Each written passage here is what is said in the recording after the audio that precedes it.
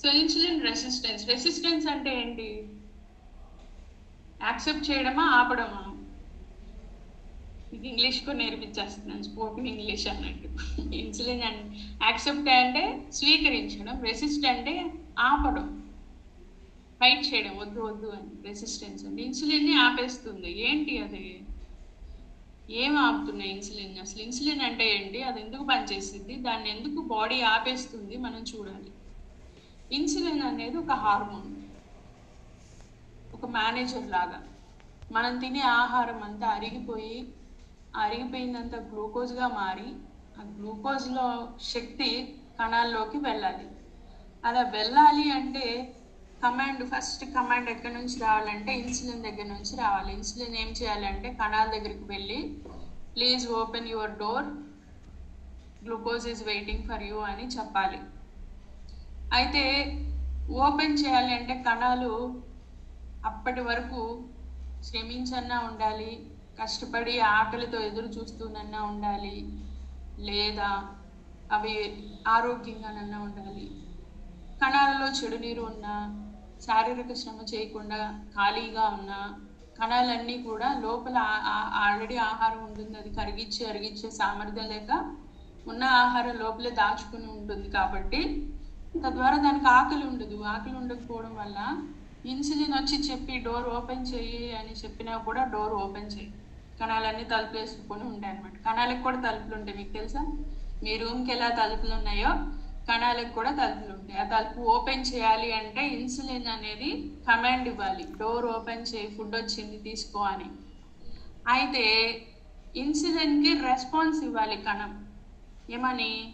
సరే నేను ఓపెన్ చేస్తున్నానని అనాలి, లేదా నాకు వద్దు నువ్వు వెళ్ళిపో అని చెప్పాలి. సో ఇన్సులిన్ రెసిస్టెన్స్ అంటే ఏంటంటే ఇక్కడ ఓపెన్ చేయదు. సారీ నేను ఓపెన్ చేయను, నాకు ఆల్రెడీ చాలా చెడు నీరు లోపల ఉంది, ఈ మనిషి అసలు కనీసం వ్యాయామం కూడా చేయలేదు, ఎక్కడ తింటున్నారు కానీ ఆ కణాలన్నీ మేమందరం నిండిపోయి నీటితో కొట్టుకుంటున్నాం, మళ్ళీ ఫుడ్ పంపిస్తున్నాం ఏంటి అని లోపల భాష ఉంటే కనుక కణాలు తిట్టినన్ని తిట్లు ఇంకెవరు మనల్ని తిట్టదు, తెలుసా? ఎందుకు అంటే మన కణాలు లోపల కృంగిపోయి కుసించిపోయి నశించిపోతున్నా మనం పట్టించుకోం. బయటకు మాత్రం బాగా అన్ని శరీరాన్ని తీసుకొని వెళ్తాం, తింటాం, వ్యాయామం చేయము, సెడెంటరీ లైఫ్ స్టైల్ని అలవాటు చేస్తూ ఉంటాం. సరే ఇన్సులిన్ అనేది వచ్చింది, ఆహారం తీసుకొని లోపలికి కణాలన్నీ డోర్స్ ఓపెన్ చేయట్లేదు. పరిస్థితి ఏంటి? ఇప్పటి వరకు చెప్పింది అర్థమైంది కదండి. ఒబేసిటీ వస్తుంది, కణాలకు ఓపెన్ చేయకపోతే ఆ గ్లూకోజ్ అంతా బ్లడ్ లోపలే ఉండటం వల్ల బరువు పెరిగిపోతాం, బ్లడ్ ప్రెషర్ వస్తుంది, కొలెస్ట్రాల్ బిల్డ్ అవుతుంది, టైప్ 2 డయాబెటీస్ బిల్డ్ అవుతుంది. సో ప్రతి ముగ్గురులో ఒకరికి health problems, metabolic health problems అనేవన్నీ కూడా డెవలప్ అవుతాయి. కోహస్ అందరూ ఒకసారి చూడండి, అన్మ్యూట్ చేసుకున్నారు కొంతమంది. Thank you. కణాల లోపలికి ఇన్సులిన్ ఏం చెప్తుందో చూడండి, తలుపు తీయమని చెప్తుంది. ఇక్కడ ఈ పిక్చర్ అర్థం చేసుకోండి. కణం అంటే గ్రీన్ కలర్లో ఉంది, ఇన్సులిన్ ఏమో బ్రౌన్ కలర్లో ఉంది, గ్లూకోజ్ ఏమో పర్పుల్ కలర్లో ఉంది, రైట్? సో కణాలు, రక్త కణాలు వచ్చి ఇప్పుడు తీసుకొని వచ్చినాయి, గ్లూకోజ్ని తీసుకొని వచ్చినాయి, ఆక్సిజన్ తీసుకొని వచ్చినాయి, ఇవన్నీ కూడా కణాల లోపలికి వెళ్ళాలి. కణాలకంటూ ఒక డోర్ ఉంది, ఆ డోర్ని ఓపెన్ చేయమని చెప్పాల్సింది ఇన్సులిన్. వచ్చి వెయిట్ చేస్తుంది కానీ డోర్ ఓపెన్ అవ్వట్లా. ఓపెన్ అయితే మొత్తం గ్లూకోజ్ కానీ ఆక్సిజన్ కానీ ఐరన్ కానీ కణాల లోపలికి వెళ్తుంది. కానీ డోర్ ఓపెన్ చేయకపోతే ఆక్సిజను వెళ్ళదు, ఐరను వెళ్ళదు, గ్లూకోజు వెళ్ళదు. కణాల్లోకి ఆ రోజుకి అందాల్సిన గ్లూకోజ్ కానీ ఆక్సిజన్ కానీ ఐరన్ కానీ అందకపోతే ఒక కణం పరిస్థితి ఏమవుతుంది? ఇంతకీ కణాలంటే ఏంటో అనుకోమాకండి. మన చర్మంలో ఉండే చిన్న చిన్న కణాలు, మన గుండె కణాలు, మన శరీరం మొత్తం కోట్ల కణాలతో తయారైంది. మన శరీరాన్ని విభజిస్తే చివరి భాగం మిగిలేది ఏంటంటే కణాలు. ఓకే, సో ఈ కణాలకు ఆహారం అవసరం. ఆహారం తీసుకోవాలంటే ఇన్సులిన్ అవసరం.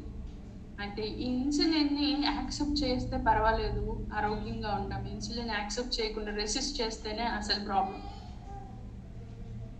సో ఇన్సులిన్ రెసిస్టెన్స్ అంటే ఏం జరుగుతుందంటే హెల్దీగా ఉండే తిన్నవన్నీ రక్తం ద్వారా కణాల్లోకి కండరాల్లోకి వెళ్తుంది, కొంత కొంత డైజెస్టివ్ సిస్టమ్, కొంత లివర్లోకి. మన శరీరానికి ఏ భాగాలకు ఆహారం అందాలో రక్తం ద్వారా అందుతుంది గ్లూకోజ్, అలాగే ఇన్సులిన్ కరెక్ట్గా అవయవాలకు అందుతుంది. అయితే ఇన్సులిన్ రెసిస్టెన్స్లో పరిస్థితి తిరగబడుతుంది. ఏ విధంగా? గ్లూకోజ్ రక్తనాళంలోకి కలుస్తుంది, ఇన్సులిన్ కూడా వెళ్తుంది. ఇన్సులిన్ గ్లూకోజు లివర్లోకి కండరాల్లోకి వెళ్తాయి. కానీ ఇక్కడ పరిస్థితి ఏంటి అంటే కణాలు యాక్సెప్ట్ చేయవు, రిజెక్ట్ చేస్తాయి. తద్వారా మిగిలిన అదంతా కూడా కొవ్వుగా మారుతుంది. ఇప్పుడు మరి ఆహారం ఏమో కణాలకు అందలేదు, డోర్లు ఓపెన్ చేయకపోవడం వల్ల ఆ మనిషికి ఆకలేస్తుందా? ఆకలేదా? ఖచ్చితంగా ఆకలేస్తుంది. ఎందుకంటే ఫుడ్ అందాల్సినప్పుడు తీసుకోలేదు కదా, వెంటనే మళ్ళీ ఆకలేస్తుంది, ఫుడ్ తింటాము, ఇన్సులిన్ మళ్ళీ ఉత్పత్తి అవుతుంది, సెల్స్ ఓపెన్ చేయవు, మళ్ళీ ఆ తిన్నదంతా మళ్ళీ షుగర్ అంతా ఫ్యాట్గా కన్వర్ట్ అయిపోతుంది. తిన్నదంతా కొవ్వుగా మారితే ఒళ్ళు వచ్చేసి లావ్ అయిపోతూ ఉంటాం. మరి మళ్ళీ కణాలకు ఆహారం అయితే అందట్లేదు, తింటున్నాం కానీ అదంతా ఒకవైపు కొవ్వుగా మారుతుంది కానీ కణాల్లోకి శక్తిగా మారట్లా.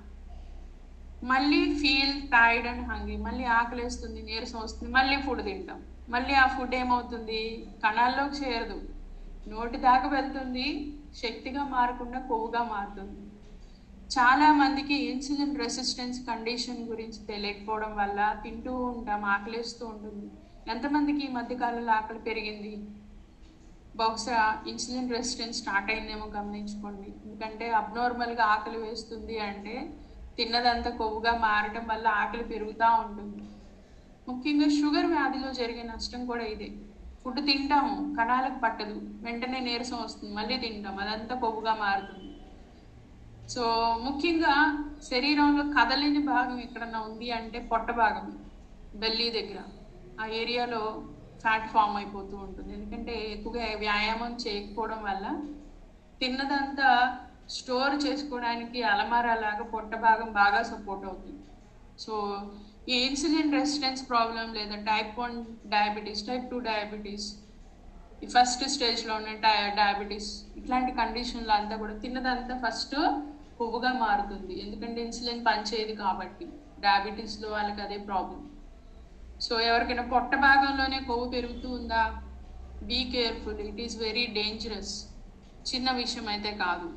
మీ శరీరానికి మొత్తానికి గ్లూకోజ్ అందట్లా, మీ శరీరం మొత్తానికి ఆక్సిజన్ అందట్లా, మీ శరీరం మొత్తానికి ఐరన్ లెవెల్స్ అందట్లా. తద్వారా క్రమంగా వీక్ అవుతాం, నీరస పడిపోతూ ఉంటాం, మనిషి మొత్తం తగ్గిపోతూ ఉంటాం. తిండి అందకపోతే చెట్టు అయినా వాడలిపోతుంది కదండి, మరి మనిషి తగ్గిపోరా, వీక్ అవరా? సిమ్టమ్స్ ఎలా ఉంటాయండి మరి ఈ రెసిస్టెన్స్ వస్తాయంటే? ఫెటిగ్ వస్తుంది, యూరినేషన్ ఎక్కువగా వెళ్తూ ఉంటాం, ఎక్కువగా ఫుడ్ తినాలనిపిస్తూ ఉంటుంది, స్వీట్స్ ఫుడ్, తీపి పదార్థాలు, ఉప్పని పదార్థాలు ఎక్కువ తినాలనిపిస్తూ ఉంటుంది. సో ఎక్కువ ఆకలి అనిపించడం, దాహం అనిపించడం, కాళ్ళు చేతుల్లో తిమ్ముర్లు, మంటలు, ఇట్లాంటి లక్షణాలు మనం చూడొచ్చు. స్కిన్ మీద ఎటువంటి లక్షణాలు ఉంటాయి చూడండి. అకాంతోసిస్ నైగ్రికాన్స్ అంటే ఈ పులిపిర్లు అనేవి కూడా ఇన్సులిన్ రెసిస్టెన్స్ లక్షణాలే. ఈ బుగ్గల పైన వరకు చెంపల వరకు నల్లగా తయారవుతూ ఉంటాయి. ఇట్లాంటి లక్షణాలు ఎవరైనా చూసారా? ఎక్కువగా జెంట్స్లో కనపడుతూ ఉంటాయి. చూసారా ఎవరైనా? చూస్తే ఇట్లా ఊపండి, వైట్ మనకి కనిపిస్తూ ఉంటారు. అలాగే నెక్ చుట్టూ బ్లాక్నెస్ ఎవరైనా గమనించారా? ఎంతమంది గమనించారు? గమనిస్తే తప్పకుండా నెక్ చుట్టూగా ప్రాబ్లం ఉంది అంటే కనుక వాళ్ళకి ఏంటి ప్రాబ్లం? Insulin resistance. తగినంత ఐరన్ అందట్లా, తగినంత ఫుడ్ అందట్లా, అందుకని కొన్ని కణాలు చనిపోతూ ఉంటాయి. చనిపోయిన కణాలు బ్లాక్గా తయారవుతూ ఉంటాయి. ఇక్కడ మనం స్కాన్ చేసుకోవాలి. నాకు తెలిసి ఈరోజు అందరూ అద్దం దగ్గరికి వెళ్ళి చూసుకుంటారు. ఇన్సులిన్ సెన్సిటివ్గా ఉన్న పొట్టలు ఎలా ఉంటాయి, ఇన్సులిన్ రెసిస్టెంట్ పొట్టలు ఎలా ఉంటాయి.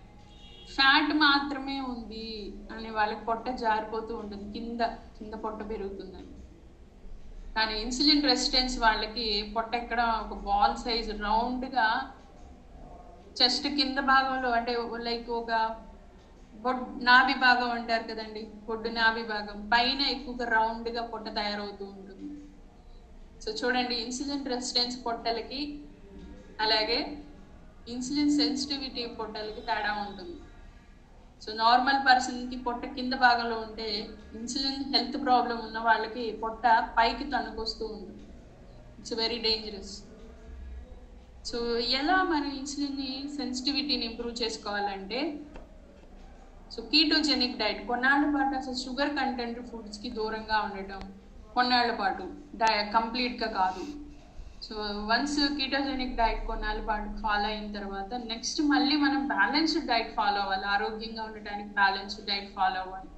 అది ketogenic 2 days 3 days 5 days maximum 1 week లోపల వరకు మనం ప్లాన్ చేసుకోవాలి, ఎక్కువ ప్లాన్ చేసుకోకూడదు.